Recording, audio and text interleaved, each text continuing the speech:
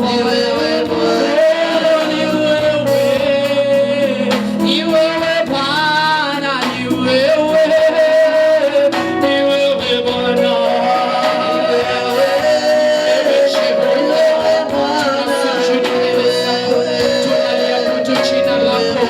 mwambie Bwana ni yeye. Just worship the Lord. Mwambie Bwana ni yeye. Hakika ametawala maisha yetu, ametawala jamii zetu. Bwana tunasema ni wewe. Ni asante kwa kuachilia mbingu ikanyeshe juu ya maisha yetu. Hakika ni wewe tunayeabudu, ni wewe tunayetukuza, ni wewe tunayepatia sifa na heshima na utukufu. Ni wewe Bwana tunakuinua. Hakuna kama wewe Bwana, hakuna wa kulinganishwa na wewe. We are here to say thank you Lord. Shukuru Bwana kwa yale anatenda. Hakika anatenda, ingawa hauhisi, but he's doing something in our life this morning. Father, we thank you for what you're doing in my life. Thank you for what you're doing in the life of my children. Thank you for what you're doing in our family. Thank you for what you're doing in our calling and our ministry. Father, we are here to say thank you. Tuna sababu ya kukuinua, tuna sababu ya kukupa sifa, tuna sababu ya kukushukuru. Tuko hapa kusema ni asante, kwa sababu Bwana unatawala. Umetawala mambo yetu Jehova, umetawala our businesses and our situation. Lord, we say thank you. We give you praise and glory. We exalt you, our Father. You are reigning, Lord. Tunasema ni asante, asante hili masaa. Tunakwenda kutulia kusikia sauti yako. Ni asante kwa sababu umefungua macho yetu, umefungua masikio yetu. You have opened according to your word in Ephesians chapter number 1. They understand the eyes of our hearts. They are open to perceive your word. In the name of Jesus, we bless you, Jehovah. We bless you, Jehovah. Kuna uaminifu wako. Oh, yes, Jesus. We give you glory, our Father. We give you glory, my Lord. Worship you, Lord. You are worthy. Tuna sababu ya kuabudu kukubariki Yesu. Mungu wetu na Baba yetu, tumekusanyika tukisema tuna sababu ya kukuabudu. Bwana, ukuu wako na uaminifu wako ni sababu yetu ya kukuabudu Bwana. Nina sababu ya kukuabudu.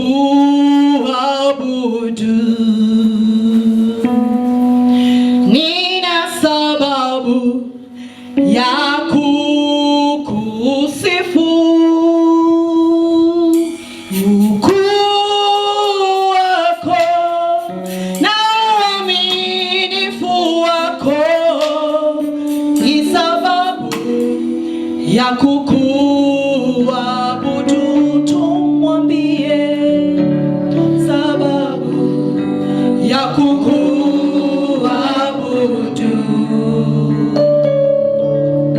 Nina sababu ya kukusifu. Ukuu wako na uaminifu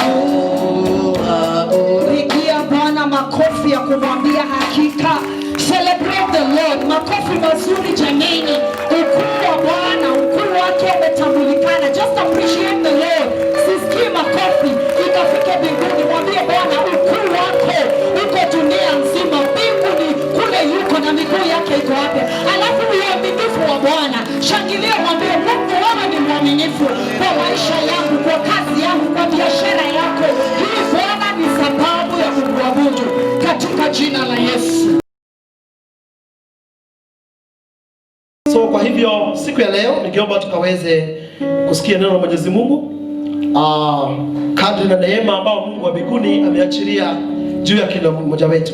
Natumaini ya kwamba kila mmoja wetu ametamani na amerenga ya kwamba akaweze kumwelewa Mungu na akaweze kumfahamu, kwa sababu mwanadamu hataweza kuishi kwa mkate tu pekee, bali kwa kila neno linalotoka ndani ya kinywa cha Bwana. Na ujumbe ambao tunaenda kupokea siku ya leo ni internal values of our life in the last days. Maadili ya ndani katika maisha yetu wakati wa nyakati hizi za mwisho. Internal values of our life in our last days. This is the message ambao Mungu wa mbinguni ameachilia na anaendelea kujenga kanisa lake. Na nashukuru Bwana kwa sababu mwezi huu wote wa August, during this month of August, we have been learning about building on the mentalities of walking through the crisis of the last days of the end of the time. Tumekuwa tukitafakari na tukijenga na tukidiscuss. Hata siku ya Jumapili tukaangalia mtazamo ule wa mawazo ambao tunapaswa kuwa nayo wakati tunapotembea katikati ya masaibu, during the days ambao tuko ndani yake ya shida. Mawazo yetu inapaswa kuwa namna gani? Na hilo neno the whole of this month nimekuwa tukilijenga ndani yake, mentality of walking through the crisis of the last days of end of the time. Tunajua ya vizuri sana ule wakati ambao tunaishi. We are capturing the frequencies. Tunaendelea kuelewa sauti ya Mungu inasema nini kwa yale majira ambao tuko ndani yake. Na kila mmoja wetu katika hii safari, kila mmoja wetu anaendelea kuelewa na kujua yale ambao inafanyika katika uso wa ulimwengu na yale ambao inafanyika ndani ya mioyo yetu. Lakini kweli ndani ya mioyo yetu kuna lot of transaction, kuna mambo makubwa sana inafanyika ndani ya mioyo yetu. Roho Mtakatifu anaendelea kujenga kanisa lake. Wakati ulimwengu unatingizwa, wakati mambo ya ulimwengu inatingizika, ndani ya mawazo yetu, ndani ya mioyo yetu, nuru ya Bwana inaendelea kuangaa ndani ya mioyo yetu. Kwa hivyo basi, we should be thankful. Tunapaswa kushukuru Mungu na tukaweze kumwabudu Bwana. That is worship God acceptably.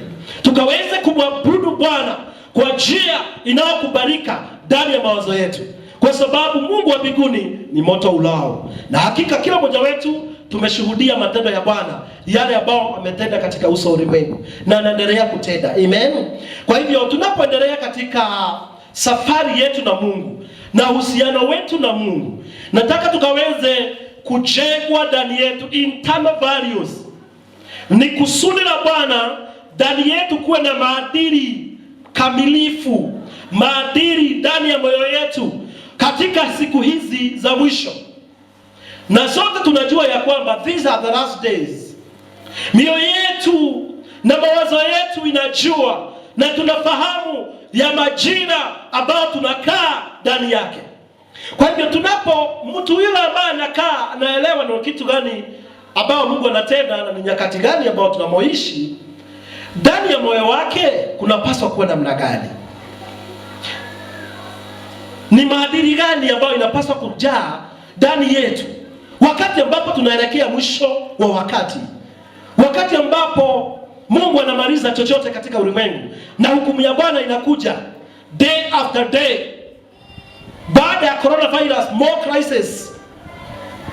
Tunapaswa kuelewa ya kwamba tunapaswa kujengwa ndani yetu kikamilifu, hata kana kwamba crisis ikuje more than corona haitaweza kutushida, kwa sababu almasi umejengeka ndani yako. You have internal values za ufalme wa Mungu ambazo zimejengeka ndani yako. Hakuna chochote, hakuna shida, hakuna gharika, hakuna dharuba inaweza kutugiza sisi. Bwana tukuze sana. Why? The kingdom of God is within us. Hallelujah. Sisi ni watu wa ufalme na ufalme wa Bwana uko ndani yetu. Kwa hiyo hatutigiziki. Hivyo basi nataka kuelewa ya kwamba tunapokamilisha mwezi huu wa Agosti, lengo letu ni tukaweza kuangalia mawazo yetu na kilicho ndani yetu. Kwa sababu kile ambacho kiko ndani yetu ndio kitasababisha whether kana kwamba tutazama kama wengine vile wanazama, kana kwamba tutakamilisha mpaka katikati ya hii giza ambayo iko mbele yetu. Nuru ya Mungu itaendelea kuangaza katikati ya shida, katikati ya kuinukiwa, katikati ya kufujika moyo kwa ulimwengu na confusion na uoga ulio ndani ya ulimwengu. Lazima tujengwe, lazima tuwe na values ndani ya mioyo yetu, maadili ambayo itatusaidia kustahimili katika nyakati ambazo tunamoishi. Bwana tukuze sana. Basi ningeomba tukaweze kutazama neno la Mwenyezi Mungu kuhusu the values ambazo tunapaswa kuwa na, internal values. Na nikisema ya kwamba internal values are the way you connect with God. Jinsi vile ambavyo unaunganika na Mungu. Your connection with God is very, very important. Your personal development. What is internal values? It is your spirituality. Your connection with God. Your personal development. Ndio tunaita internal values, ambazo Mungu apikuna tusaidie tukaweze kuembrace. Ndani yetu kumejengeka ya kwamba unaona mama, lakini huyu mama ndani yake sio kile ambao unaona nje. Ndani yake kuna maadili ya ndani ambayo imejengeka, uhusiano wake na Mungu. Kiroho yake si kwa sababu tu ya kuongea na dini. That's just a language. Lakini ndani ya moyo wake uko na usupafu, uko na uweza, uko na nguvu. Hiyo ndio mpango wa Mungu. Hii ndiyo kanisa ambayo itakamilisha. Hii ndiyo kanisa Mungu amelenga, ambayo itakuwa strong internally ndani ya moyo wake. Si kanisa ambayo inakuja siku ya Jumapili inarusha miguu, inarusha mikono, inafanya ile nyingine vyombo, watu wanatubuishwa siku ya Jumapili, wanaimba nyimbo, alafu kisha wanaelekea nyumbani. Wana tunakuja wanatoa sadaka, inakuwa ni mtindo. Hii kanisa ambayo itaweza kustahimili wakati wa hizi siku za mwisho, maisha yetu inapaswa kujengwa ndani kikamilifu. Bwana tukuze. Hallelujah. Inside, ndani yetu. Na ni kama tukaanza kutazama neno la Mwenyezi Mungu kitabu cha Isaia.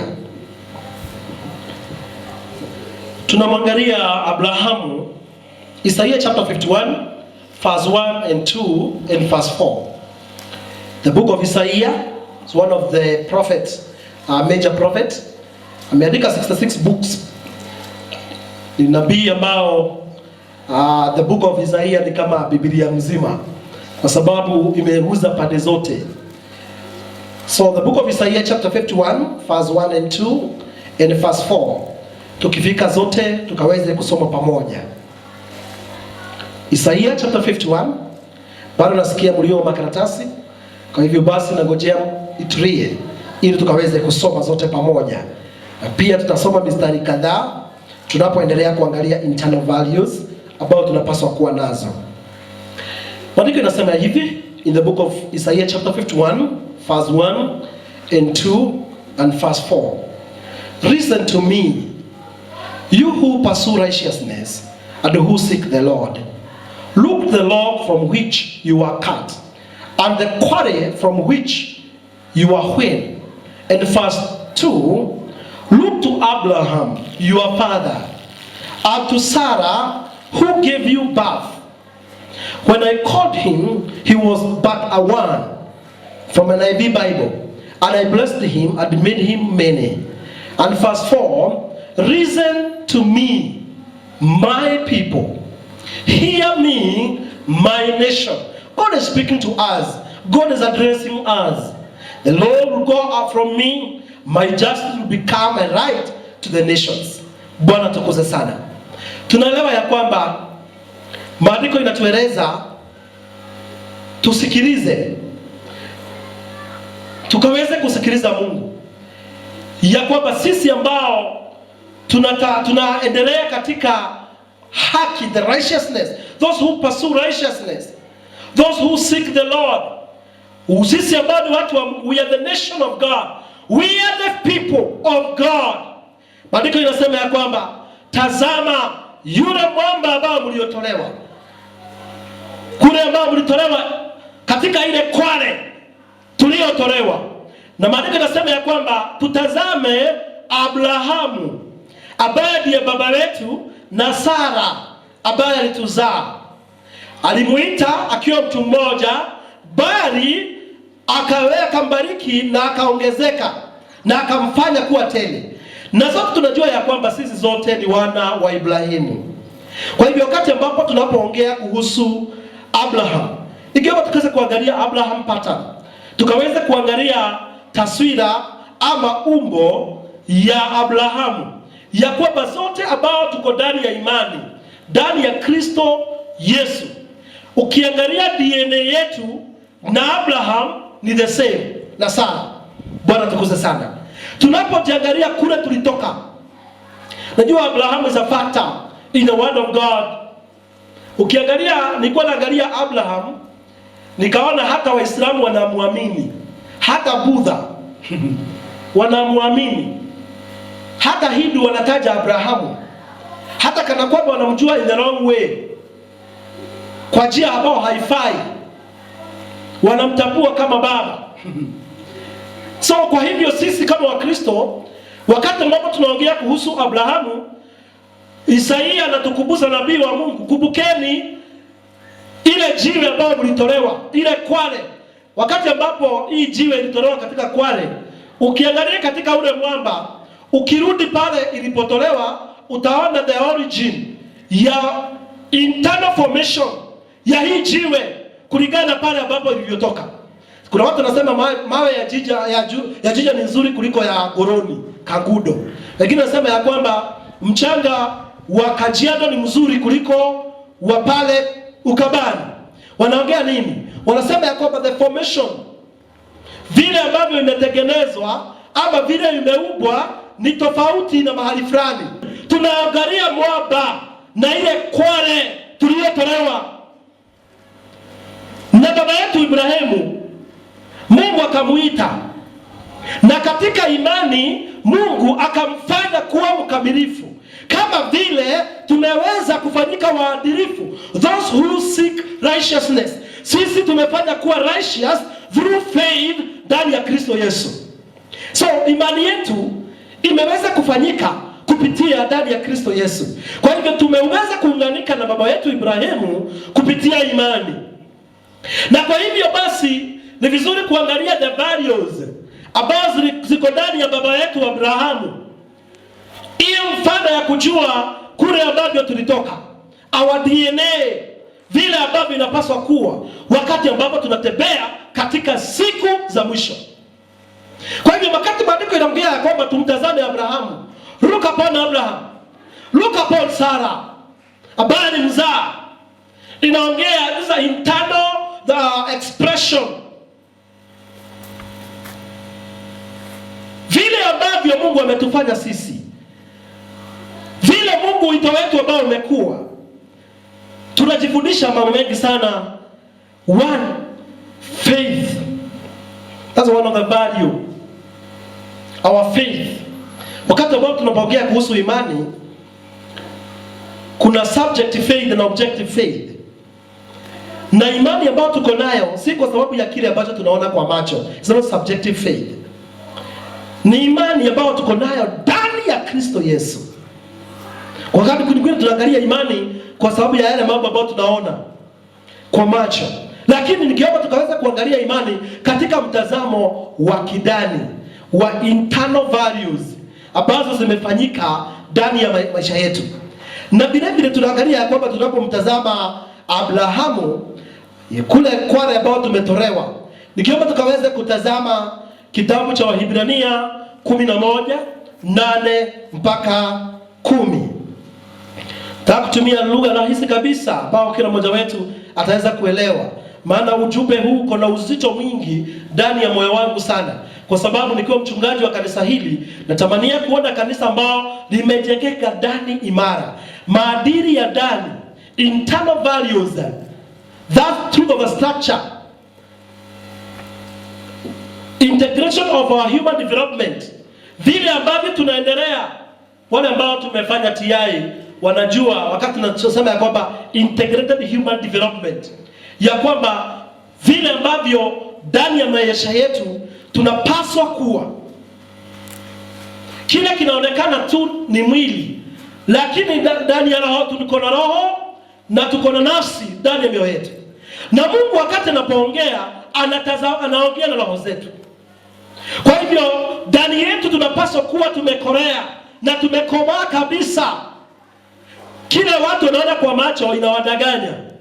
Bali hili ni kanisa ambayo imejichibia ndani. Hili ni kanisa ambayo imekuwa ndani ya the sphere of the spiritual realm, ndani ya kiroho. Ni kanisa ambayo iko na uweza na iko na nguvu ya kushinda kila dhoruba.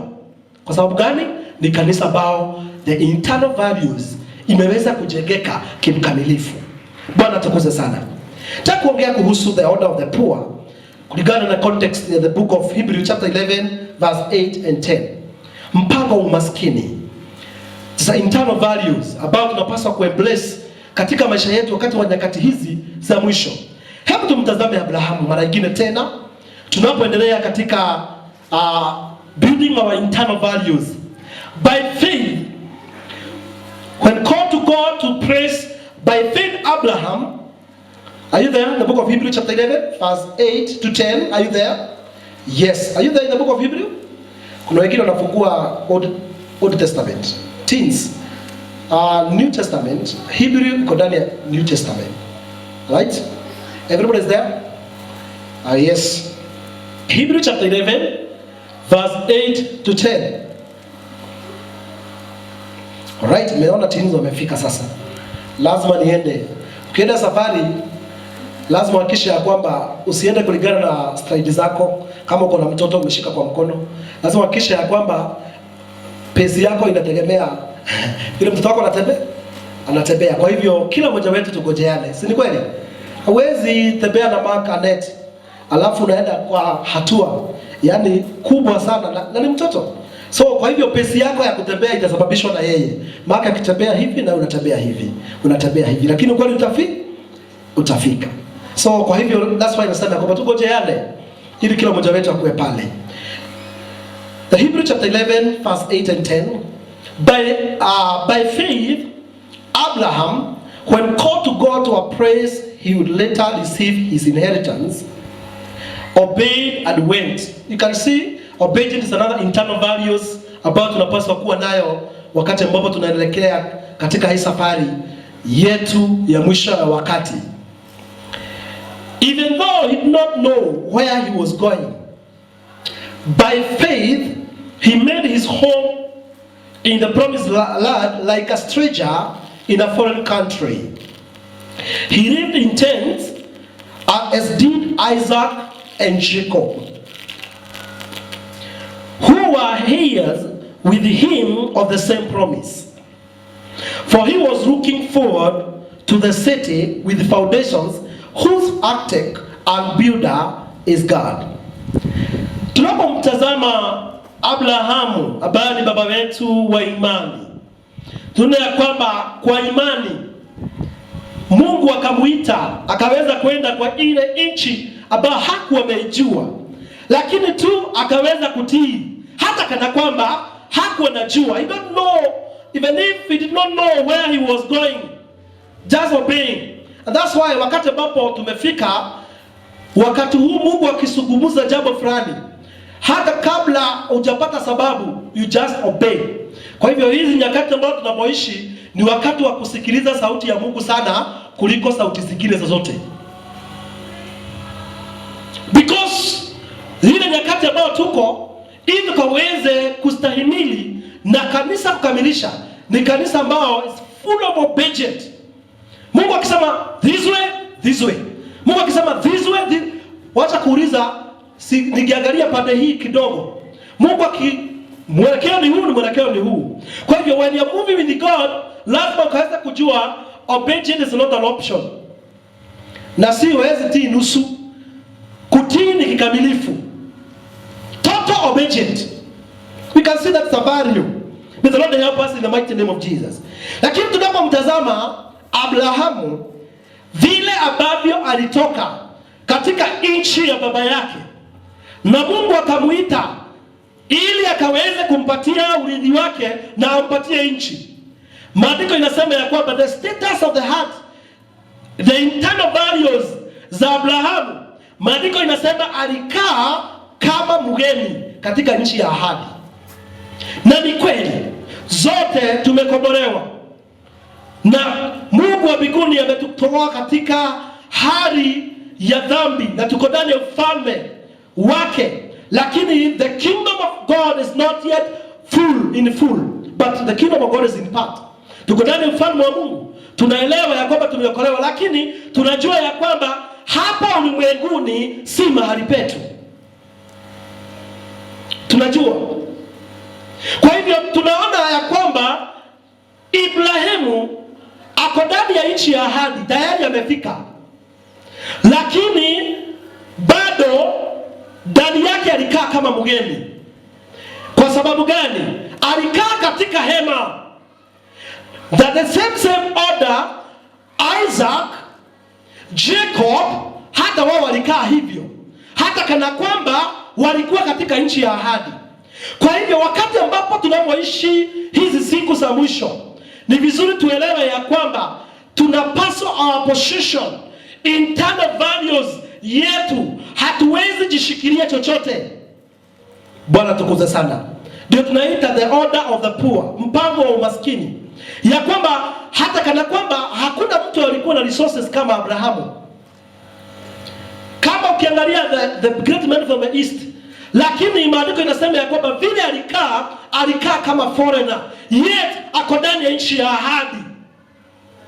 And that's a position, that expressions ambayo inapaswa kuwa ndani yetu. Ya kwamba yes, tuko na mali, kuna chochote katika ulimwengu huu, lakini hatuwezi kosa kuelewa ya kwamba hapa si mahali petu. Na hii ndio kanisa haiambii watu, kwa sababu nataka kuwafurahisha na kuwatumbuisha ya kwamba umefika. The human, unakuta ya kwamba watu wamekuwa na the sense of arrival, tumefika. Lakini ukweli ni kwamba bado we are not yet home. Kwa hivyo nyakati hizi za mwisho, Mungu atusaidie tukaweze kuwa na internal formation, kama vile ambavyo the status in our heart, in our spirit, tukaweze kuwa kama baba yetu Ibrahimu. Ya kwamba yes, ako ndani ya nchi ya ahadi, na hiyo ndio ahadi yote ambayo Mungu alikuwa amemwahidi. Lakini bado maandiko inasema ya kwamba alikuwa anatazama, he was looking forward for the city with foundations whose architect and the builder is God. Bado Abrahamu alikuwa anatazama mji ambao si mkono wa mwanadamu umetengeneza, na mjengaji ni Mungu mwenyewe. Kwa hivyo inside Abraham aliweza kuona the end. Na ukiangalia Abrahamu alikuwa miaka ngapi? Many years ago.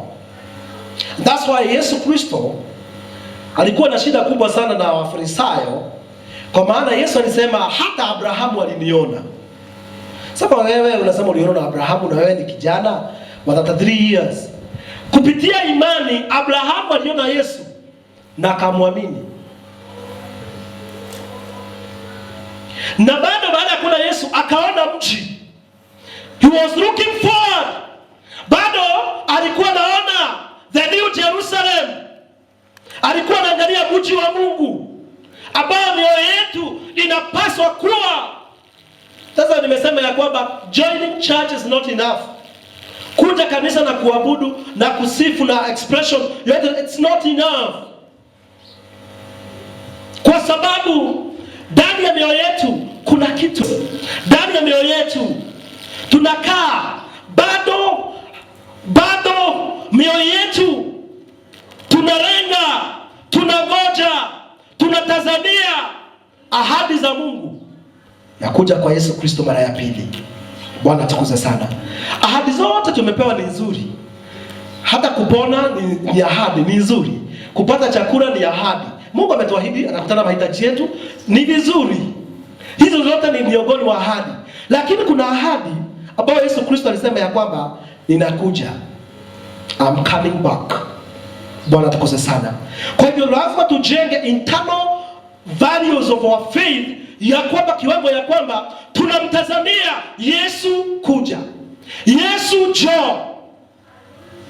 Ya kwamba tuwe kanisa ambayo iko na mtazamo ya kwamba Yesu uko ndani ya ulimwengu, lakini hatuwezi jishikilia. Tukatika mpango ya embracing the order of the poor, ya kwamba bado we are poor in spirit.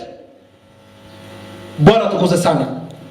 Na tunapoangalia Abrahamu kama pattern ama sura, hii jambo ilikuwa imejengwa ndani yake. Na katika hiyo order, Isaac hata vile hata Jacob hawakujenga mijengo ya kudumu katika nchi ya ahadi. Bwana tukuze sana. Walikuwa tayari wameingia Canaan, wako ndani ya nchi ya ahadi, lakini walikaa kama wageni, as a foreigner. Najua mtu ambaye anakaa ndani ya tent, huyu mtu unaangalia kwamba huyu mtu anakaa kama hana jenga, there is no permanent building. Wakati maandiko yanasema tent, inamaanisha temporary, temporal things. Kama vile maandiko yanasema kwamba mili yetu ni hema tu. It's a temporal thing. You cannot settle. Hawezi settle katika tent, kwa maana ni ya muda mfupi. Lakini tunapoangalia ile kwale ambayo tulitolewa, baba yetu ni Abrahamu na mzaa ametuzaa. Sara mwenyewe ametuzaa. Kupitia njia ya imani, Mungu atusaidie sana. That ya kwamba ile jambo about that expression internally ndani yetu, ya kwamba tunadhibitisha ya kwamba you are not yet home. Na nikiomba ya kwamba tukaweze kuangalia the appropriate structure for effective operation katika internal values ambayo inapaswa kuwa ndani yetu tunapoendelea katika safari hii mpaka mwisho wa wakati. Kuna maneno ambayo Paulo aliongea na kanisa la Wakorintho. 1 Corinthians chapter 7 verse 29 to 31. Tawasomea hiyo.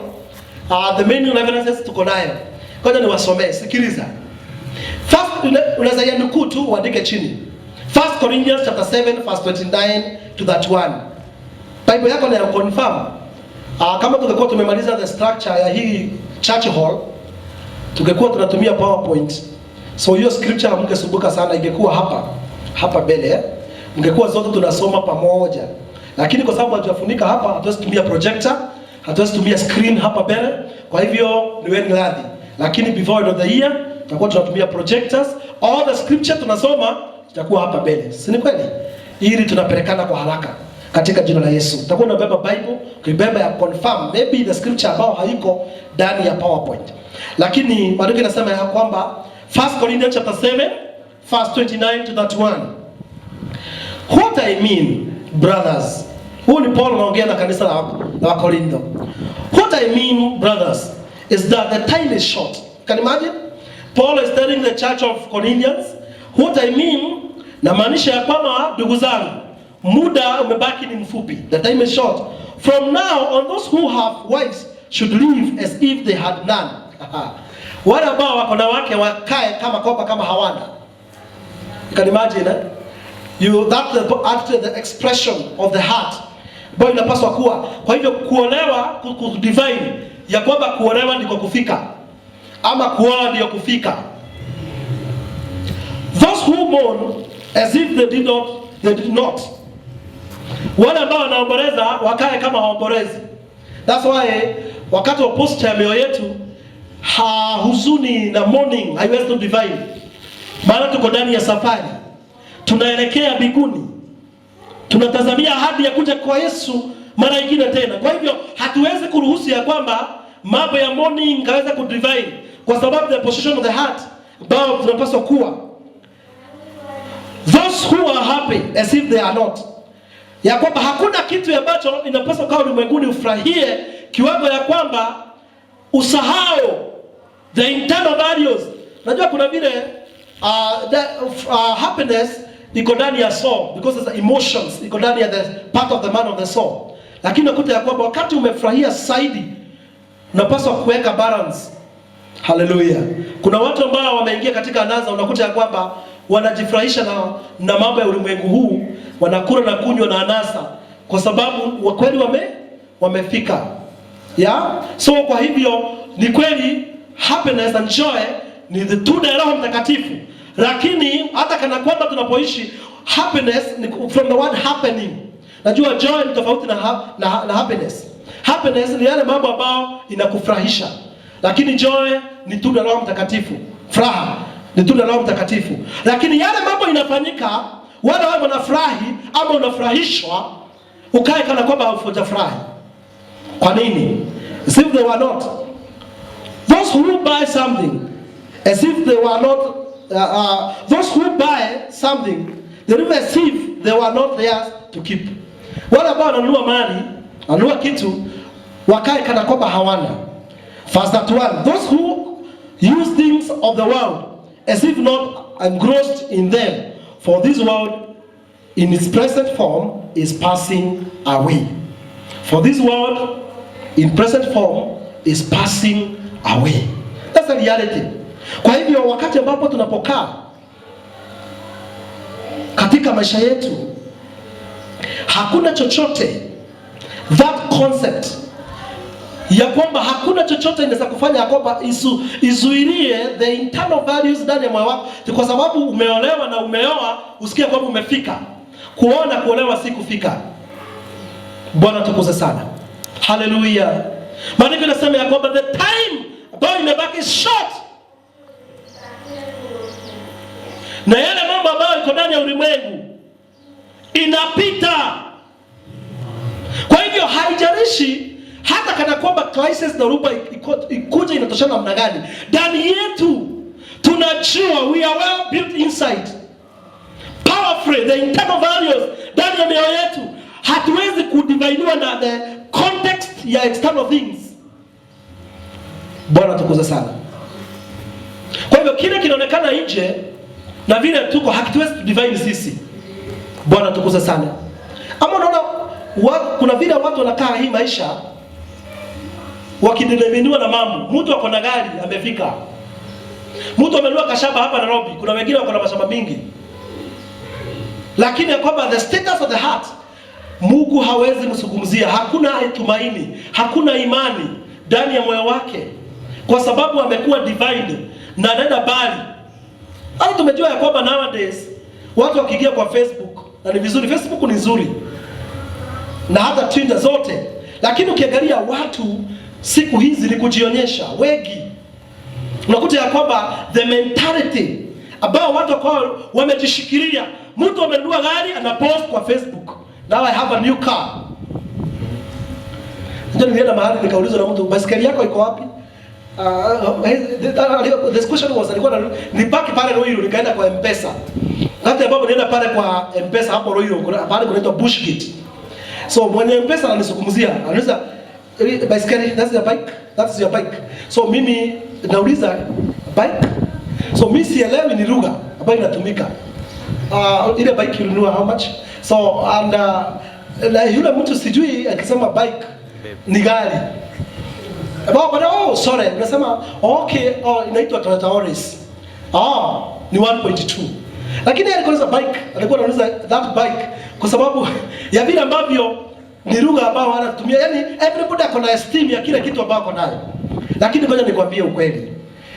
Wakati ambapo tunapoishi nyakati hizi za mwisho, yule mtu ambaye naye akae kama hana. Bwana tukuze sana. The postures, the internal values ambao tunapaswa kujenga ndani yake. Hata kama umesoma kiwango gani, kama hujasoma. That's the posture. Ndani ya moyo wako uko na chochote, lakini ndani ya moyo wako the internal values, yale mambo haiwezi kudivide. Ukiangalia watu hata unajua, nilikuwa naangalia wakati ambapo tulikuwa wakati wa corona and everybody watu wako wanaenda church, so na unakuta kwamba the physical gatherings, that is not church, the physical gathering ilikuwa imezimwa, maana kanisa bado iliendelea, maana kanisa ni sisi na bado tulikuwa tunaendelea. Na nilikuwa naingia kwangu, nikiingia kwa wardrobe naona kuna hiyo suti, kuna hiyo suti, kuna hiyo suti, na kitu kanigonga, na hizi nguo sijafaa. Watu kimefanyika nini? Ni ya kwamba kuna hizi suti natumiaga nikienda kanisani. And mentality yako, kwa hivyo wakati mwingine natafutaga niko na mavazi kwa wardrobe for to be validated, externally watu wa kuvalidate vile umevaa nje. Habia hii kasuba lazima itoke. Bwana tukuze sana. Hallelujah. Ya kwamba we are not validated by external things. Vile nimevaa suti, ya kwamba hivyo ni mimi mchungaji na kaa pastor kwa sababu ya vile nimevaa. Those external validation. Pale tumefika na Mungu, tunapaswa kujengwa ndani yetu vizuri kuliko vile nimevaa hii suti. Bwana tukuze sana. Internal values within us imeweza kujengeka vizuri kuliko vile nina mavazi. Kwa sababu unaweza angalia mavazi kudanganya. Wakati dhoruba inapokuja, unakuta ya kwamba siwezi stahimili. Lakini ni kanisa ambao Mungu anatafuta, ni kanisa ambao imejengwa vizuri ndani. Hallelujah. Hebu tumwangalie Yesu kama pattern, kama umbo. Pattern ni jambo la kufuata. Ni umbo. A model to follow. Can you see Jesus as a model? Yesu alisema hivi in the book of Matthew chapter 5 verse 3. Blessed are the poor in spirit, for theirs is the kingdom of heaven. Blessed are the poor in spirit, for theirs is the kingdom of heaven. Hawa watu ni maskini ndani ya roho zao, maana ufalme wa Mungu ni wao. This is not poor in money. Ndio kuna watu wakisikia word poor wanafikiria kwamba ni kuwa maskini wa pesa. Not poor in money, poor in spirit. It's an internal expression. Sema pastor leo alituambia tuwe the order of the poor, tuwe maskini. Siongei maskini wa hii pesa na kuwa na kile ambao huna na kile hauna. No. Naongea kwamba is an internal expression ya kwamba vile unavyokaa, ya kwamba wewe everything is about God. Your heart, everything. Every time ukiamka asubuhi, you still need God. You can't live without faith. Hawezi kaa wewe ni maskini ndani ya roho yako. Na maandiko yanasema ya kwamba ufalme wa Mungu ni wa hao. May the Lord help us in the name of Jesus Christ.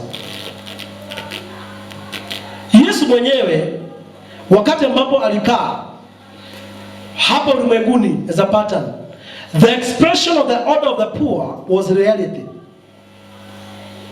Yesu Kristo, maandiko yanasema ya kwamba in the book of 2 Corinthians chapter 8 verse 8 and 9. Can you look upon Jesus Christ? Tumtazame umbo wa Yesu Kristo vile ambavyo alikuwa.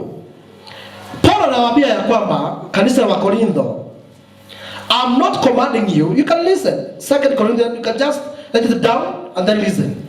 Put it down and then light it down and then listen. 2 Corinthians chapter 8, verse 8 and 9. The Bible says, I am not commanding you, but I want to test the sincerity of your love by comparing it with earnestness of others. Verse 9, for you know the grace of the Lord Jesus Christ, that though he was rich, can you see? Though he was rich, yet for your sake he became poor, so that through his poverty might become rich.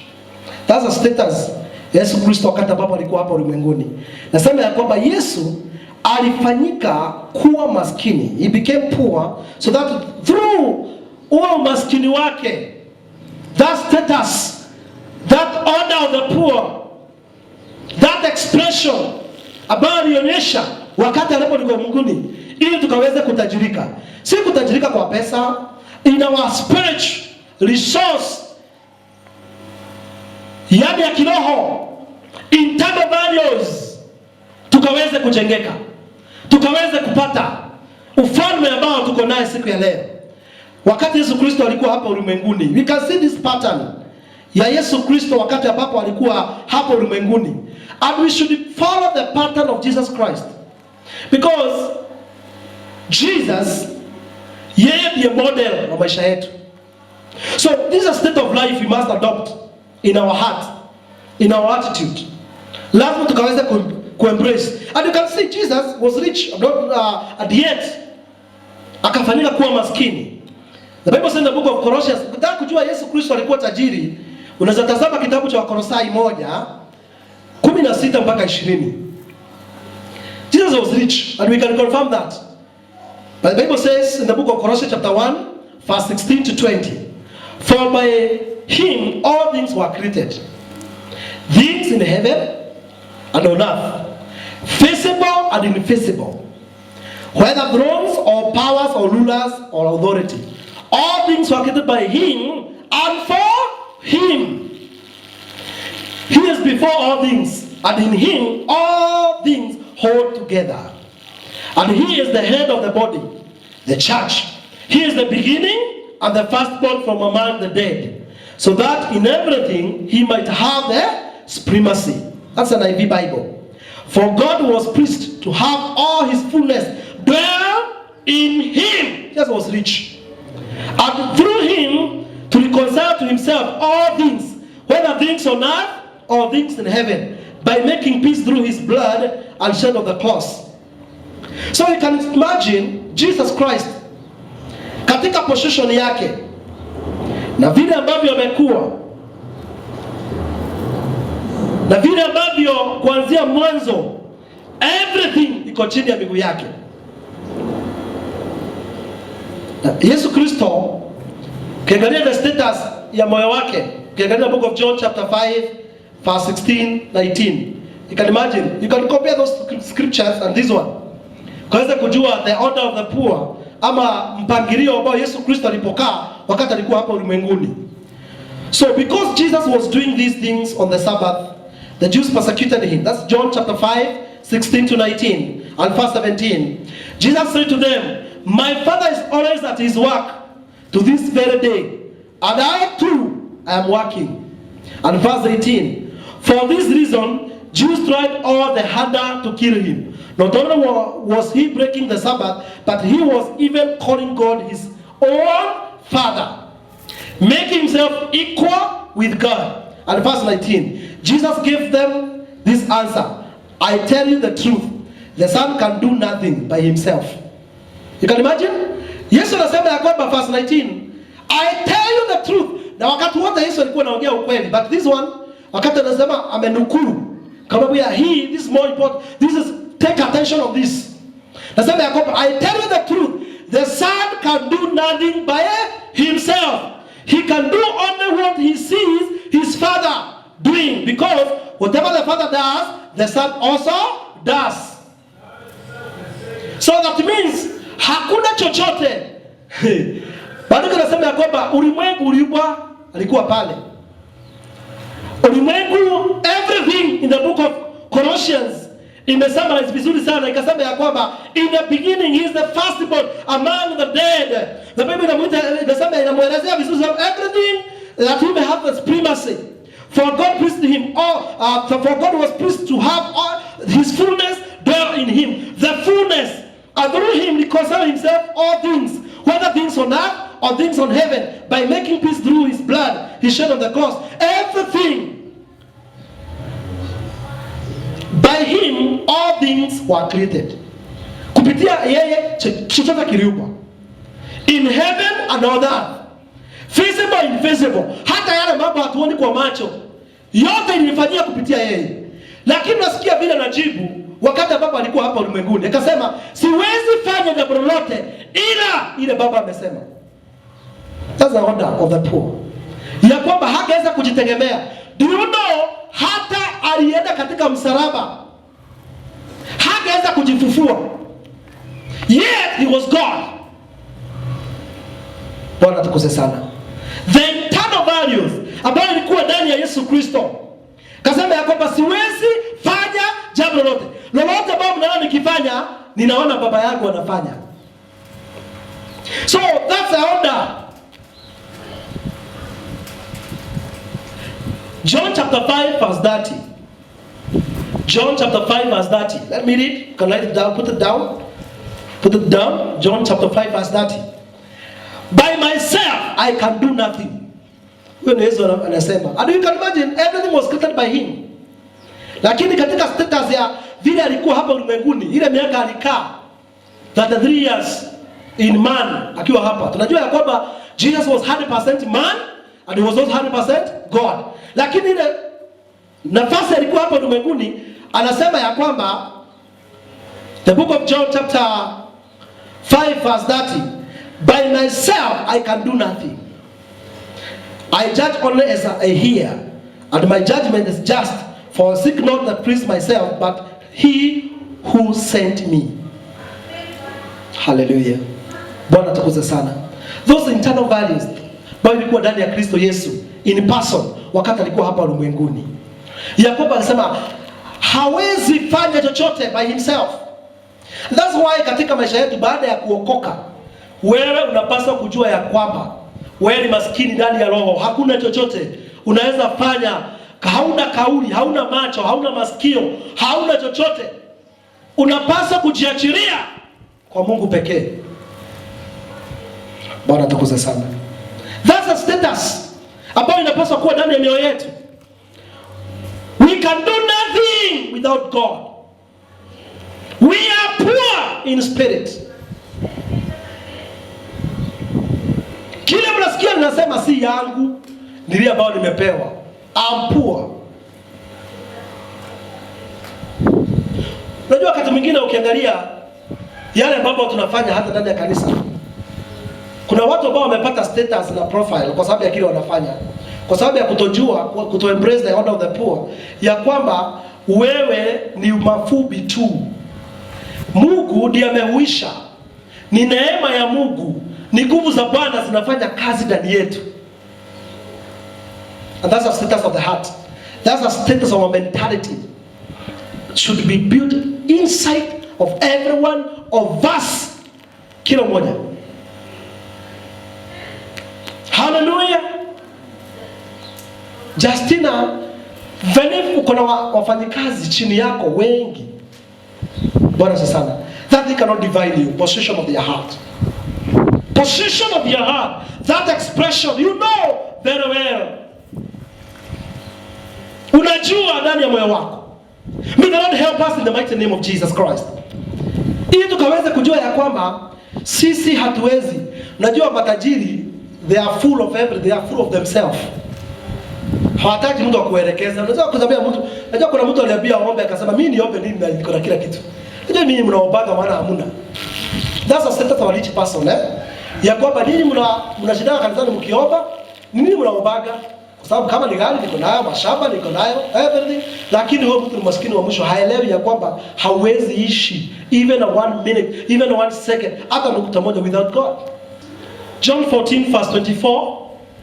He who does love me will not obey my teachings. Those words you hear, not mine. They belong to the Father who sent me. Yesu Kristo, there's a principle of obedience here. Hearing and doing. ya kwamba yote ambayo mnasikia hii maneno si yangu. And Jesus was there from the beginning. Lakini the principle ambayo ni operate nayo wakati alikuwa hapa ulimwenguni, anasema hata hii maneno mnasikia si yangu. To belong to the Father who have sent me. And that's the status of the heart about tunapaswa kuwa nayo. The pattern in Jesus Christ. Can you see in the book of Philippians chapter 2 verse 5 to 8? Philippians chapter 2 verse 5 to 8. Taka tukaanza kutazama vizuri sana the attitude ama internal values ambayo tunapaswa kuwa nayo kadri kama vile ambavyo Yesu Kristo alikuwa. The pattern that was in Jesus Christ. Hallelujah. Philippians chapter 2 verse 5 and 8. Verse 5. Are you there? Let me read it for you kama hujafika. Sikiliza tu. Philippians chapter 2 verse 5 and 8. This is a pattern about tunaangalia ndani ya Kristo Yesu. Your attitude should be the same as the Christ Jesus. Your attitude should be the same with that as that of Christ Jesus. Who being in very nature God, that's verse 6. Who being in very nature God did not consider equality with God something to be grasped, but made himself nothing. Jesus made what himself? Nothing. Can we repeat? He made himself what? Nothing. Verse 7. But he made himself nothing, taking the very nature of the servant, being made in human likeness, and being found in appearance as a man, he humbled himself and became obedient to the death, even the death on the cross. Hallelujah. So you can imagine, he was with God from the beginning. He is God from the beginning. Lakini akakubali, akachukua, akajifanya kuwa si kitu. Akakuja katika umbo wa kuwa mwanadamu. Kwa hivyo, hiyo ndio attitude kila mmoja wetu anapaswa kuembrace. The internal values kama ambayo ilikuwa ndani ya Kristo Yesu. That's the order of the poor. Bali ilikuwa ndani ya Yesu Kristo. Kila mmoja wetu inapaswa kuwa imejengeka vizuri. That attitude of Christ Jesus. Blessed are the poor in spirit, for theirs is the kingdom of heaven. Amen. So may the Lord help us in the mighty name of Jesus.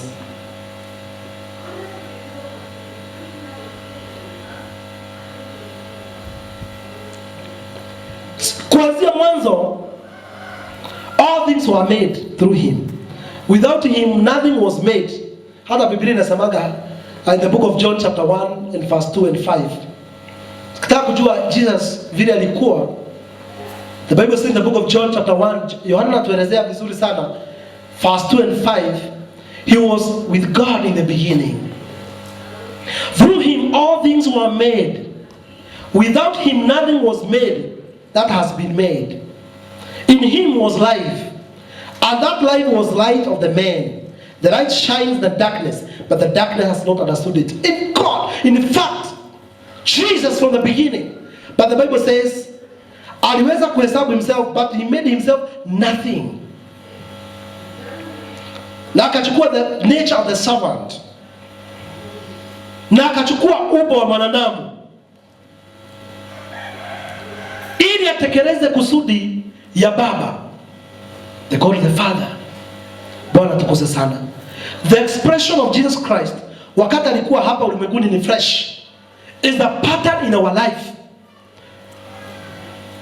Ya vile ambavyo tunapaswa kuishi maisha yetu tuko hapa ulimwenguni. Bwana tukose sana. May the Lord help us in Jesus name. Kuna jambo moja ambayo Yesu Kristo aliongea finally as I conclude. The book of Matthew chapter 19 and verse 21. You can write it down. Let me paraphrase it. The book of Matthew chapter 19 verse 21. Jesus commanded the young man, go and sell everything and follow me. Huyu mtu alikuja kwa Yesu Kristo akamwambia, in order to me for to be perfect, ili mimi nikamilike, the status of my heart, ili mimi nikaweza kukamilika, in order to be perfect, Yesu akamwambia hii maneno, Wakati ambapo alipokuja Yesu akamuuliza, akasema sheria zote I have already observed all the laws. Akamuuliza what else? Yesu akamwambia go and sell everything and give the poor and then you have treasure in heaven. Maandiko yanasema ya kwamba Mungu akamwambia nenda uze mali yako yote. Go and sell everything.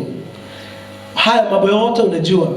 Lakini in order for you to be perfect, na uweza kukamilika, go and sell everything and follow me. Huyo mtu maandiko yanasema ya kwamba alitoka kama amekasirika sana. The only person ambaye alikutana na Yesu akaenda kama amekasirika ni huyu mtu. Kwa sababu gani? The only person, unajua hauwezi kuja kwa Yesu toka kama umekasirika. Lakini huyu mtu aliguzwa mahali na Yesu. Akasema, yes, ulikuja na ufalme sawa. Hii sawa, umefanya. Hii mimi siongeagi vibaya, mimi sifanyi usinzi, mimi sidaganyangi, mimi siibagi, all the 10 commandments alikuwa anafanya zote. Kamwambia ili wewe ukuwe mkamilifu, the final things now, go and sell everything and follow me. Jesus alikuwa anamfundisha a very big lesson ya kwamba katika maisha yetu you must put him number 1 kuliko chochote ambao uko nacho. Katika siku hizi za mwisho, these last days, kile kitu kinasimama katikati yako na Mungu. Hakufai kuwa na chochote between you and God. Mali na property haipaswi kuwa pale. Hallelujah. Yesu Kristo akatufundisha lesson vizuri kupitia huyu kijana ba the young man ba alikuja kwa Yesu Kristo. Because most of the people they are divine. Yaani yeye kwake hiyo mali ilikuwa muhimu sana kuliko Yesu. That's why ndio kama amekasirika. Labda auze.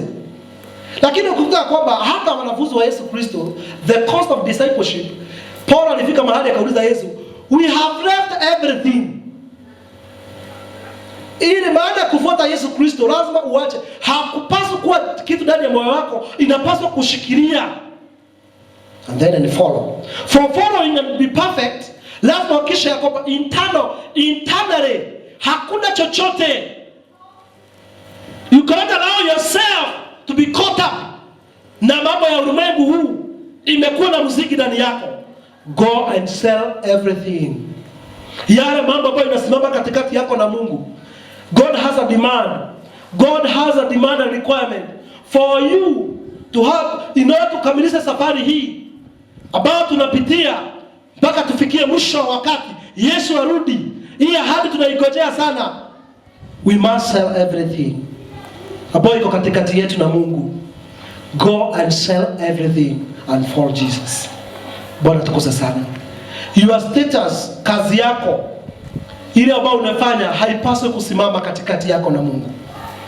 Masomo yako haipaswi kusimama katikati na Mungu. Sell everything. Embrace the hand of the poor. Yaani mtu ambaye ako naye akae kama hana. Hata yule ameolewa akae kama hajaolewa. Yule ameolewa akae kama you know, it's very serious, because the time is short. Bwana tukuze sana. Lazima tukaweka that position, that value inside us. Lazima ikaanza kujenga vizuri ili tuwe kanisa ambaye itaweza kukamilisha. Bwana tukuze sana. Hallelujah. Even if tutapata mali na magari, haitaweza kutudivine. We can't be divined by your educations. Mali haiwezi kudivine sisi. Magari, maguo, chakula tunakulaga vizuri sisi. Hakujai kosa nyama katika every meal. There's a meat. Breakfast hakujai kosa bluebird and peanut butter. Those things cannot divine us. We are selling everything. Bwana tukuze sana. We are blessing the hand of the poor. Haya mambo haiwezi tuzuia sisi. Our postures, vile tumesimama kwa Mungu, haiwezi. In order for us to be perfect. Amen. Lazima tukubali kuachilia. Lazima tukubali kuachilia. Why? Because of our internal values. lazima tufuate, kumbuka ile kwale tulitolewa, our faith. Lakini ukiangalia ile kanisa ambao iko sasa, naongea toa ubarikiwe, toa, bring to be blessed, leta ubarikiwe, leta ubarikiwe. The kingdom of God is not that. Blessing and blessing and blessing and blessing and blessings. Hiyo sio ufalme wa Mungu. Tunaelewa na tunajua baraka ni sehemu yetu, lakini God is not the business ya kutoa na kubarikiwa. Toa barikiwa, toa barikiwa, toa barikiwa, toa barikiwa. There's more than that. Kuna ya muhimu na muziki kuliko hiyo, ya kwamba mioyo yetu inapaswa kuwa sawa na Mungu. Lazima tuandarike maadili yetu ndani ya mioyo yetu, tuwe sawa na Mungu wakati wa siku hizi za mwisho, ili Yesu Kristo anapokurudi akute kanisa ambao haina mawaa, kanisa ambao ni blameless, a blameless church, a perfect church. Tutataka hii cathedral na itakuwa nzuri, lakini hii cathedral haiwezi to divine. We can't attach ourselves. We have a nice church, tuna nice keyboard, tuko na nice, we have everything, tuko na camera, tuko digital, tuko online. Hapa yote ni bure kama mioyo yetu haijajengeka vizuri. Lazima tutoke kwa mambo, tuanze kumtazama God. Hallelujah. Blessed be the name of the Lord. How many people, how many churches, hata sisi mjezi kuta katika makanisa hiyo, ya kwamba kanisa iko na thousands of people, watu wako na technology, wako na chochote wako nayo, lakini Mungu hayumo pamoja na wao. The Bible says in the book of Matthew chapter 7 verse 23, many will come unto me. Na waseme to prophesy under your name, to preach under your name, and then siwajui, and there will be many. So you can imagine the churches globally ndani ya ulimwengu ambao imekuwa shaped na mambo na hali. Siku hizi ni mwimbaji gani ambao anaimba vizuri? Tuite nani labda yako juu sasa, ni mwimbaji msheshe, lazima tumuite hapa akuje atubuishe kidogo. Yaani nakuta kwamba kanisa imekuwa ni church show. Church show. Mtindo wa kisasa. We must embrace the honor of the poor. That we must be built inside. Ndani ya mioyo yetu. Yale mambo ambayo tunaona ya kwamba it's like God. It's not God. Yale mambo ambayo tunaweka ikiwa ya kwanza na ikiwa muhimu sana, ukipiga kabila unaona hapa hakuna Mungu. This is a human effort. Hii ni nguvu ya mwanadamu. Na pale tumefika na Mungu na kutembea pamoja na Mungu, hakuna nguvu ya mwanadamu inapaswa kuonekana. It's only God to be seen, not man. Hallelujah. Tukiabudu hapa, no man inapaswa kuonekana. Choir, you are singing, no man inapaswa kuonekana. It is God. You are poor. Wewe hauna jina. Don't have a profile. We are poor in spirit. We are poor. Hatupaswi kuonekana. We must embrace that mentality. We must embrace that attitude ya Yesu Kristo ambaye alijifanya kuwa nothing ili tukaweze kuwa. At the moment tumechukua that posture na attitude, Mungu atatuaminia heavenly resource. Utajiri wa kimbingu utakuwa sehemu yetu. Bwana tukuze sana. That heavenly riches itakuwa sehemu yetu. Hallelujah. The moment tumebadilisha our priorities ndani ya maisha yako, you have priorities, you have your opinions, you have your decisions. Lakini kifika sasa hivi ni mambo ya ufalme wa Mungu. In fact, wakati ulipookoka haupaswi kujionyesha njia. Every time you are poor, you are depending on God. You are poor in spirit. Everything you are consulting God. You are consulting God. You are inquiring from God. You are poor. You don't have your decisions. You have nothing. And that thing finally itatusaidia kuondoa kiburi. The order of the poor is antidote ya kupingana na nguvu ya kiburi ambayo inatuzuilia, inaondoa purity in the work of God, in the service of God. When you embrace that internal value, the order of the poor, itakuwa dawa ya kiburi. Kiburi itashughulikiwa ndani ya mioyo yetu. Hallelujah. Kwa hivyo ndani yetu hakuna kiburi, hakuna maringo. No showing off. Hatuna kiburi. Kwa sababu tumeembrace the internal values, the order of the poor ndani yetu. Kwa hivyo kiburi hakina nafasi. May the Lord help us in the mighty name of Jesus. That we may overcome in the mighty name of Jesus. Nikiwa tusimame, tuende mbele za Mungu. Kuna vile ambavyo tulikuwa tumezoea. Na vile ambavyo tumezoea kujiongoza. Our preferences. Our will. Tunasema ya kwamba permissive will. Lakini now we are telling God we are poor. We are embracing the internal value. Tunakumbuka pale ambao tumetoka.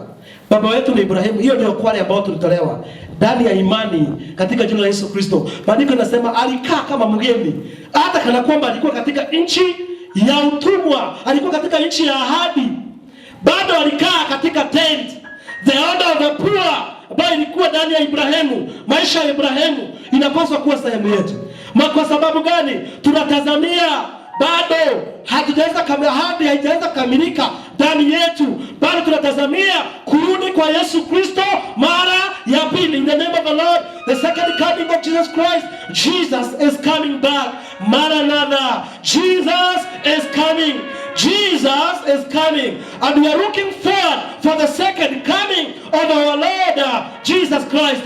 May the Lord help us to embrace the order of the poor in these last days.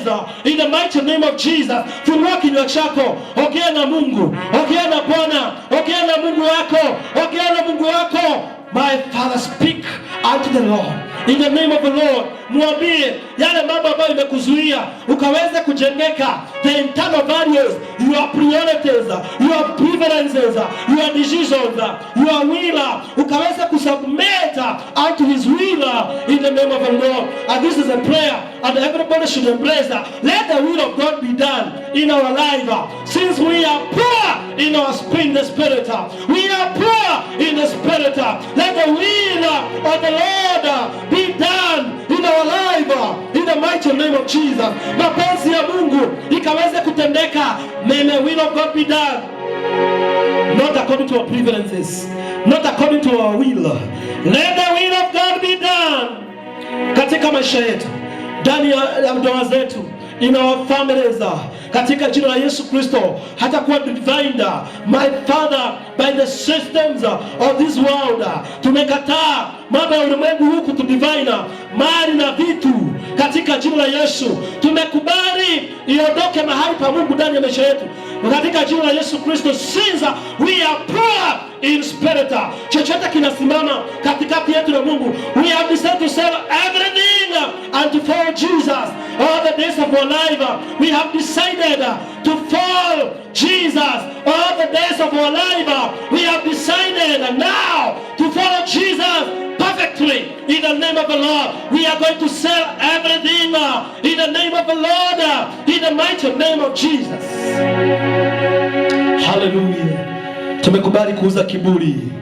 Tumekubali Bwana, tumekubali kuachilia yale mambo ya ulimwengu huu, Baba Mungu wa mbinguni, ili Baba tukajengeke, tuwe na maadili Baba safi, maadili ya kudumu ndani ya maisha yetu wakati nyakati hizi za mwisho. In the mighty name of the Lord. Thank you, Lord. Thank you, Holy Spirit. God enable us in the name of Jesus. In the mighty name of the Lord. Thank you, Jesus. Are you there? Ukikuwa na hitaji lako, unaweza inua mkono wako tunapoenda kukamilisha. Amen. Amen. Thank you, Jesus. Mungu anaona hiyo mikono yote katika jina la Yesu. Let's pray in the name of the Lord. Bwana na Mungu wetu, tunalinua jina lako, tunakushukuru Bwana. Tazama, watu wako wamekuinulia mikono kwa sababu wako na mahitaji ambao Mungu wa mbinguni wanaamini ya kwamba kwa nguvu zao na uweza hawawezi, wala hakuna mwanadamu yeyote anaweza tenda ila ni wewe. Kama vile wameinua mikono yao Baba, naomba kuna na hitaji ya kila mmoja katika jina la Yesu Kristo. Bwana, tazama nia zao, tazama mioyo yao Bwana, ukawatendee kwa nguvu na uweza Jehova. Kwa imani wapokee miujiza yao, kwa imani wakasimame, kwa imani zile hali ambayo wanakuaminia ikaweze kufanyika kulingana na vile wametamani ndani ya mioyo yao katika jina la Yesu. Baba, naomba watendee. Naomba wakitoka katika ibada hii, mizigo yote iwe kando. Baba, wape amani ndani ya mioyo yao. Bwana, wajaze. Naomba wajaze nguvu za kipekee. Naomba uhuisho wa Roho Mtakatifu. The Holy Spirit, you are the resource. The resource is the Holy Spirit. Roho Mtakatifu ni rasilimali ya kipekee. Naomba Roho Mtakatifu wakapeleleze kila hitaji ya kila mmoja wetu kwa utukufu wa jina la Bwana. Na Mungu akatende, maana mamlaka na nguvu ziko mikononi mwake. Na utukufu na sifa Bwana zote zikurudie Mungu. Naomba ya kwamba kila mmoja wetu apate ushuhuda. Mungu wa mbinguni, kila mmoja wetu apate ushuhuda. Kila mmoja wetu apate ushuhuda. Walio na mahitaji wapate ushuhuda katika jina la Yesu. Wale wagonjwa wapokee uponyaji wao katika jina la Yesu. Wale ambao wanakuaminia kazi Bwana kutenda hitaji lao, wapokee muujiza wao katika jina la Yesu Kristo. Jehova ni asante. Mungu, vile vile zote tumeinua mikono yetu kwa ajili ya hili neno ambao umeachilia katika ibada ya siku ya leo, ya kwamba internal values ndani ya maisha yetu, our spirituality, our connection with you God, our personal development, oh God, ndani ya mioyo yetu katika siku hizi za mwisho, ndani ya maisha yetu itadhibitika. Wakati crisis inafanyika moja na ingine, the internal values, our priorities in our life itaweza kudhibitika katika jina la Yesu. Naomba internal values in our marriages, in our life, katika jina la Yesu, in our families, in our ministry, in the mighty name of the Lord. Fortify this in the name of Jesus. Holy Spirit of God, fortify this word among us in a mighty way in the name of Jesus Christ. Thank you, Holy Spirit of God, because you are faithful. We commit everything unto you. Thank you, Lord. We are adopting this mode of life, the order of the poor, like our father Abraham, living as a foreigner in a promised land. For he was looking for a city that the builder and the architecture is God. We are looking forward for the second coming of Jesus Christ. We are looking forward. We are preparing our heart, our mind, everything that is called by our name. Jehovah God, we are ready. We are ready. My Father, prepare us, O God, in the mighty name of Jesus. We embrace the order of the poor in our life for the sake of their kingdom. For blessed are the poor in spirit, for the kingdom of God is theirs. In the mighty name of Jesus.